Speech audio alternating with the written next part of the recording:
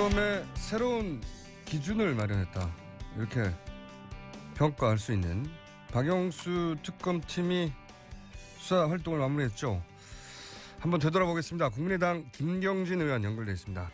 안녕하세요. 네, 안녕하십니까. 네, 출범할 때만 해도 과거 특검들처럼 요란하다가 결국 빈수레로 끝나는 거 아니냐 이런 걱정들 많이 했는데 의원님도 그런 걱정하셨죠? 예, 그렇습니다. 예, 워낙 과거 특검들이 그랬으니까요. 예, 근데 이번은 이제 조금 이제 뒤돌아서서 생각을 해보면 예. 특검이 수사를 할 만한 여지가 있었던 게 과거 특검 사건들은 일반 검찰에서 상당히 많이 이렇게 수사를 한 상태에서 수사가 종료되고 특검으로 넘어왔었는데요. 예.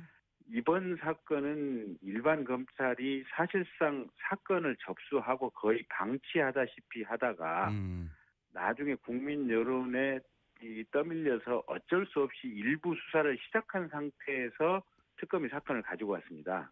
그러다 보니까 이제 상당히 수사를 할 만한 대상도 많았고 또 수사를 할 만한 여지도 충분히 있었기 때문에 이제 이 같은 성과를 거두었는데요. 그런 조건도 어쨌든 있지만 그것만 가지고도 다 설명이 안 되지 않습니까? 이번 설명은 특검에서. 안 되죠. 예. 그러니까 사실은 일반 검찰은 초창기에 이제 이 고발장을 접수하고 한 달 동안 압수수색영장도 발부를 안 받았거든요. 그때 검사 2명 배치했다고 좀 처음에 들었던 것 같은데. 형사 8부에 검사 2명을 초기에 배치했다가 나중에 3명으로 늘었고 예. 사실은 그 최순실 씨가 인천공항으로 입국할 때 최순실 씨 체포도 안 했고 들어와서 뭐 이것저것 재산 정리라든지 증거 인멸할 시간까지 주었지 않습니까? 그렇죠. 형사 8부에 2명 배치했다는 게 검찰 출신이 보기에는 어떤 의미입니까? 지금 이 사건을 형사 8부에 배정하고 검사를 2명 배치했다는 게.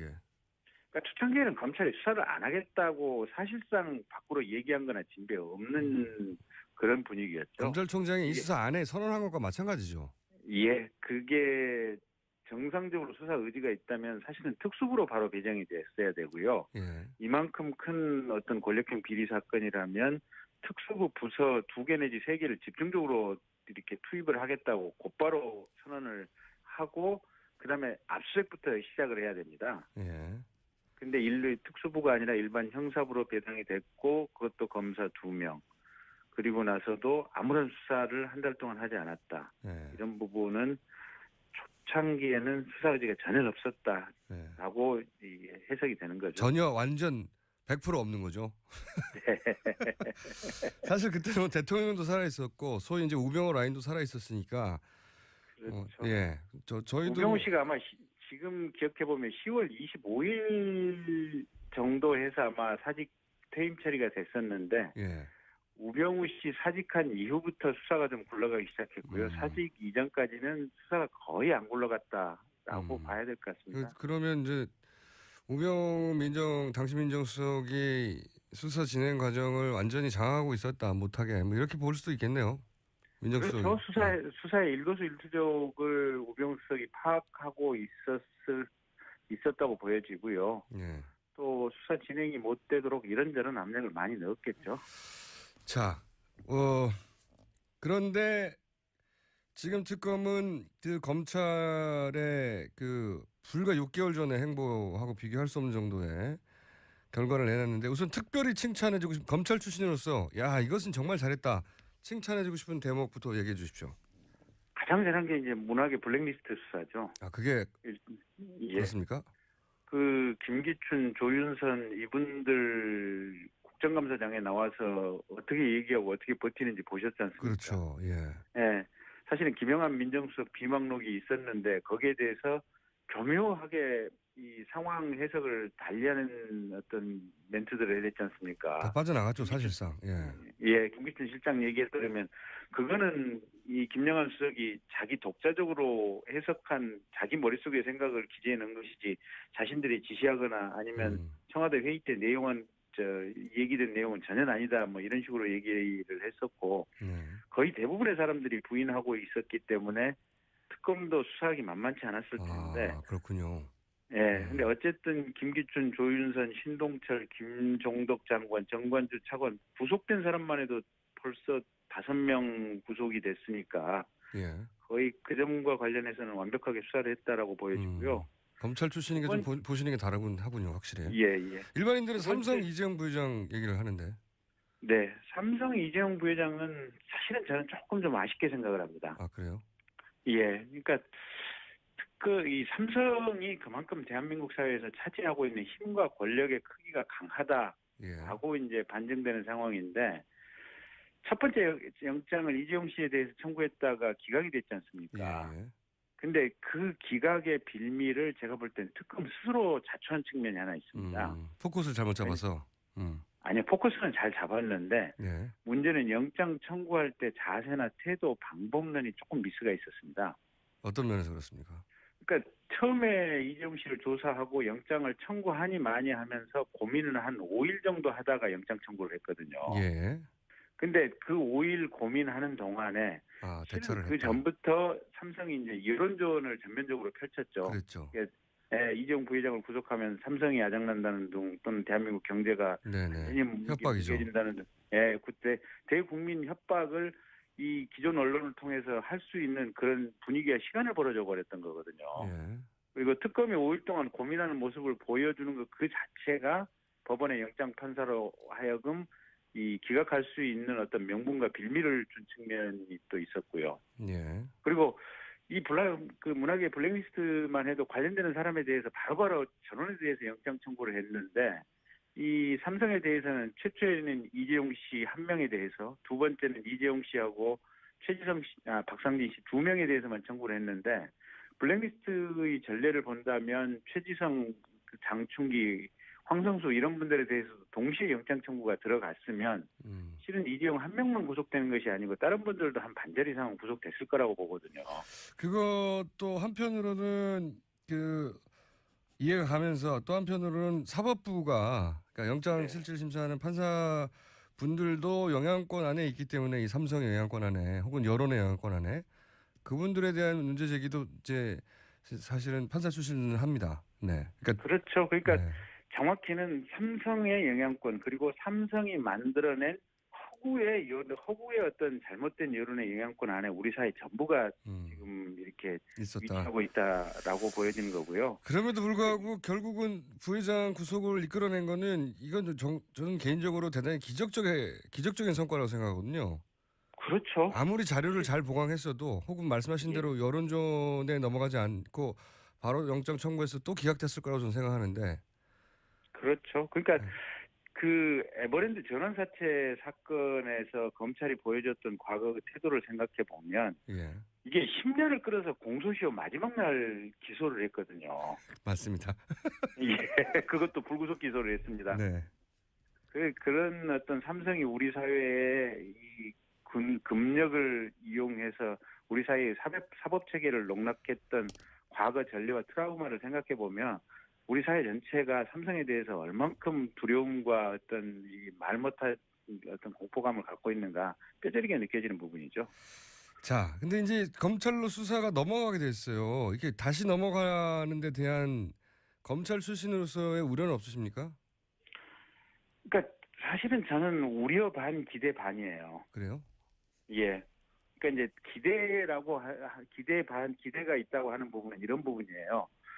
지금 이 사건 수사 과정에서 검찰에 대한 국민의 실망감이 굉장히 컸지 않습니까, 보면. 네.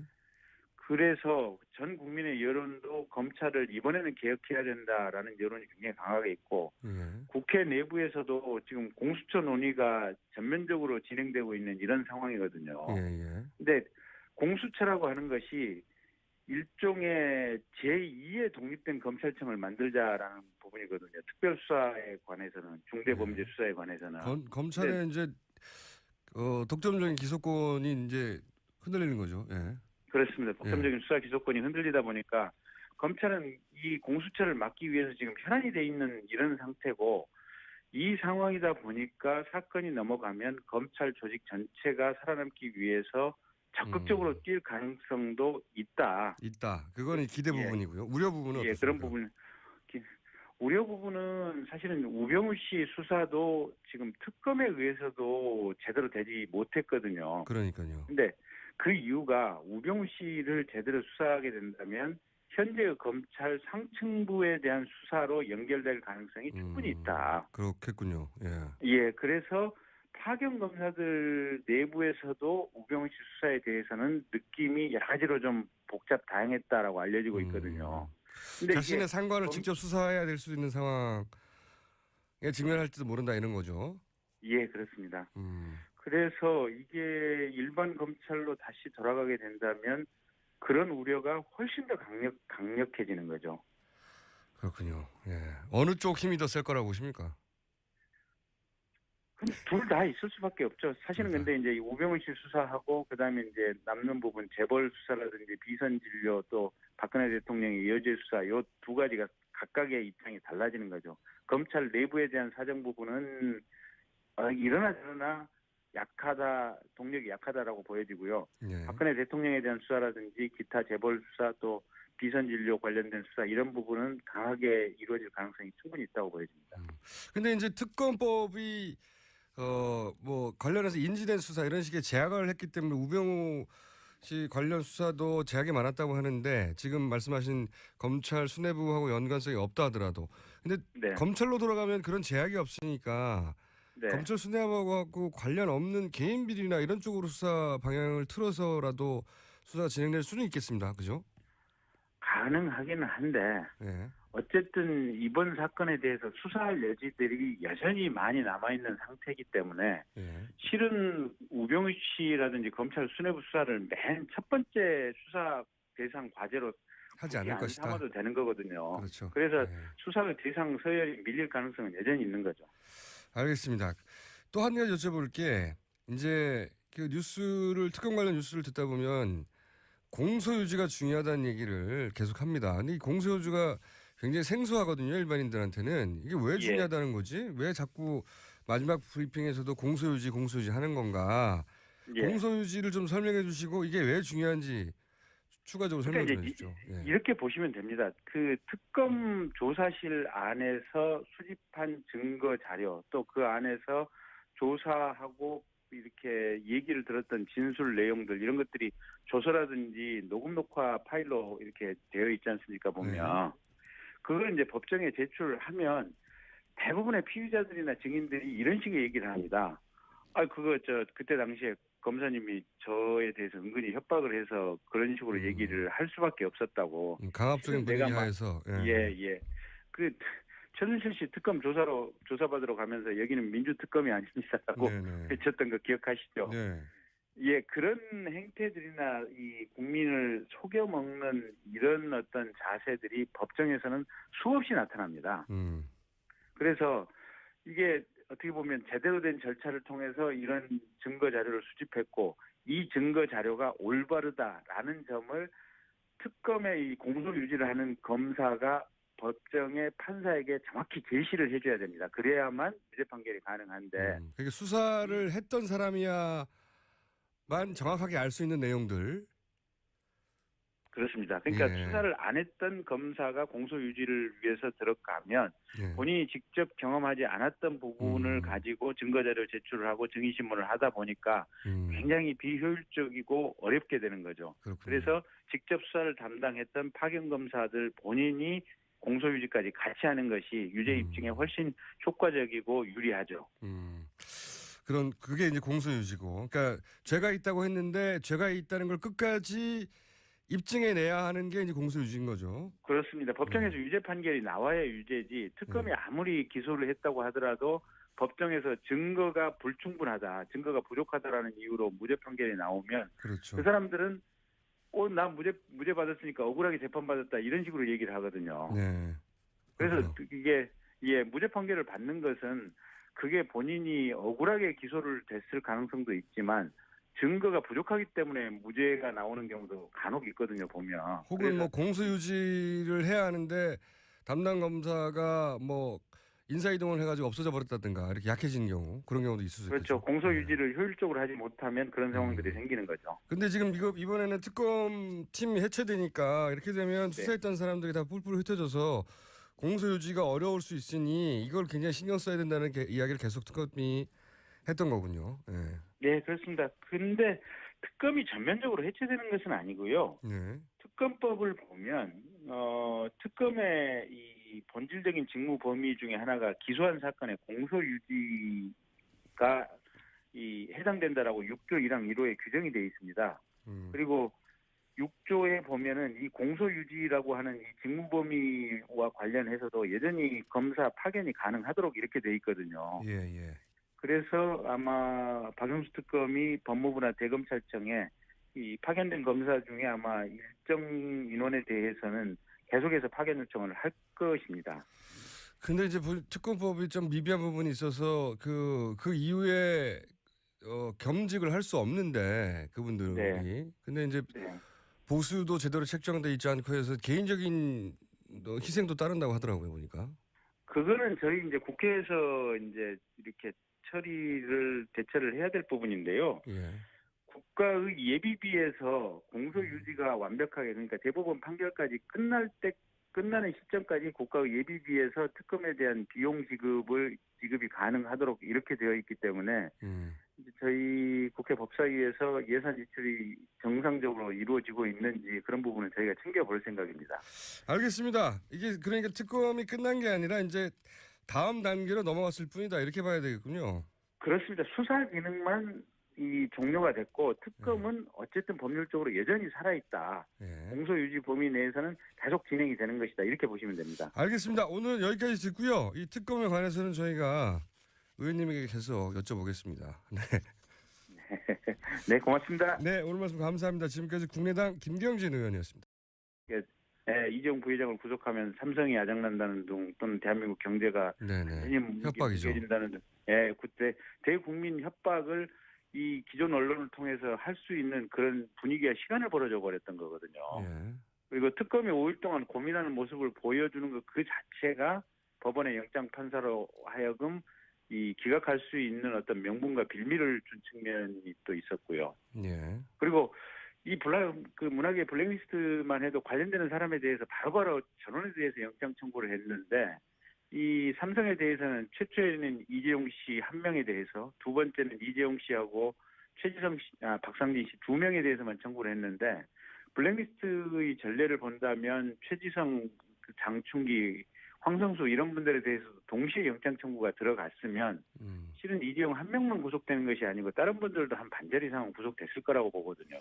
그것도 한편으로는 이해가 가면서 또 한편으로는 사법부가, 그러니까 영장실질심사하는 판사 분들도 영향권 안에 있기 때문에 이 삼성의 영향권 안에 혹은 여론의 영향권 안에 그분들에 대한 문제 제기도 이제 사실은 판사 출신은 합니다. 네. 그렇죠. 그러니까 정확히는 삼성의 영향권 그리고 삼성이 만들어낸 허구의 어떤 잘못된 여론의 영향권 안에 우리 사회 전부가 지금 이렇게 위치하고 있다라고 보여지는 거고요. 그럼에도 불구하고 결국은 부회장 구속을 되죠. 그러니까 사실은 일반 검찰은 초창기에 이제 이 고발장을 접수하고 한 달 동안 압수수색영장도 발부를 안 받았거든요. 그때 검사 2명 배치했다고 좀 처음에 들었던 것 같은데.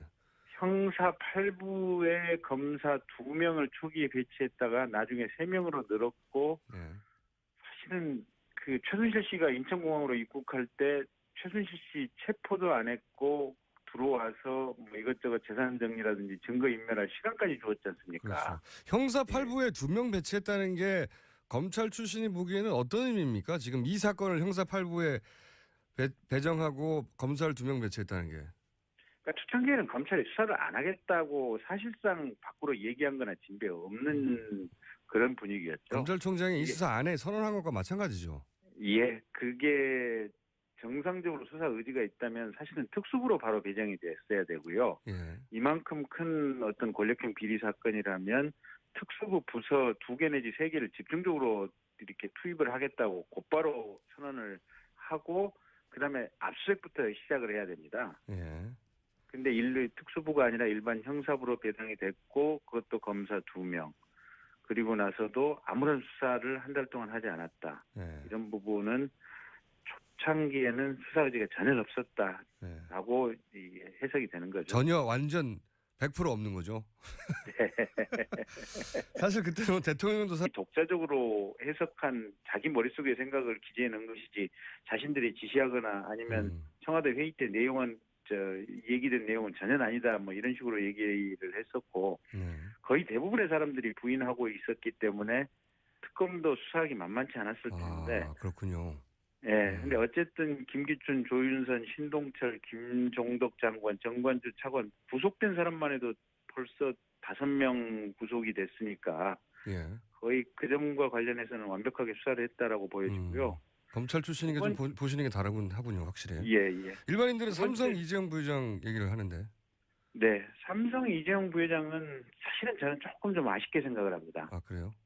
예, 그러니까 이 삼성이 그만큼 대한민국 사회에서 차지하고 있는 힘과 권력의 크기가 강하다라고 이제 반증되는 상황인데 첫 번째 영장을 이재용 씨에 대해서 청구했다가 기각이 됐지 않습니까? 예.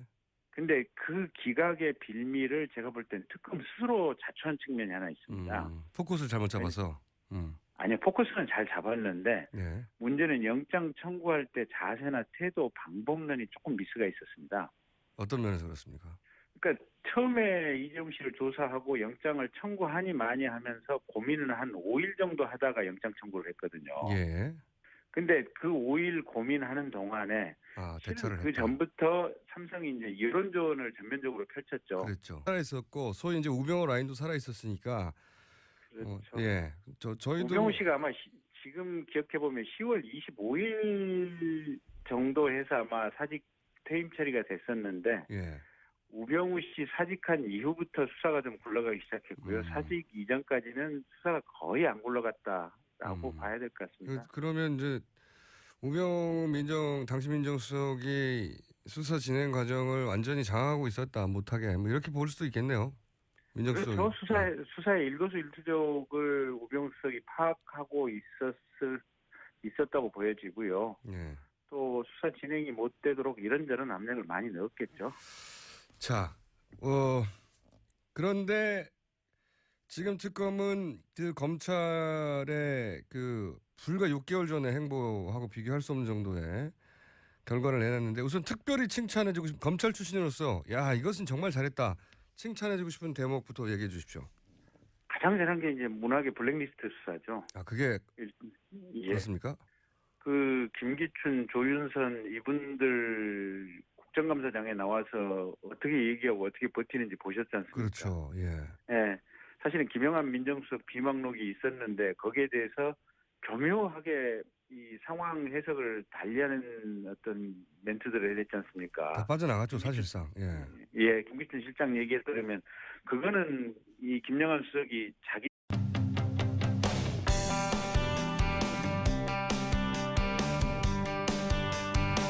특검의 새로운 기준을 마련했다. 이렇게 평가할 수 있는 박영수 특검팀이 수사 활동을 마무리했죠. 한번 되돌아보겠습니다. 국민의당 김경진 의원 연결돼 있습니다. 안녕하세요. 네, 안녕하십니까? 네, 출범할 때만 해도 과거 특검들처럼 요란하다가 결국 빈수레로 끝나는 거 아니냐 이런 걱정들 많이 했는데 의원님도 그런 걱정하셨죠? 예, 그렇습니다. 예, 워낙 과거 특검들이 그랬으니까요. 예, 근데 이번은 이제 조금 이제 뒤돌아서서 생각을 해보면 특검이 수사를 할 만한 여지가 있었던 게 과거 특검 사건들은 일반 검찰에서 상당히 많이 이렇게 수사를 한 상태에서 수사가 종료되고 특검으로 넘어왔었는데요. 예. 이번 사건은 일반 검찰이 사실상 사건을 접수하고 거의 방치하다시피 하다가 나중에 국민 여론에 떠밀려서 어쩔 수 없이 일부 수사를 시작한 상태에서 특검이 사건을 가지고 왔습니다. 그러다 보니까 이제 상당히 수사를 할 만한 대상도 많았고 또 수사를 할 만한 여지도 충분히 있었기 때문에 이제 이 같은 성과를 거두었는데요. 그런 조건도 있지만 그것만 가지고도 다 설명이 안 되지 않습니까? 이번 설명은 안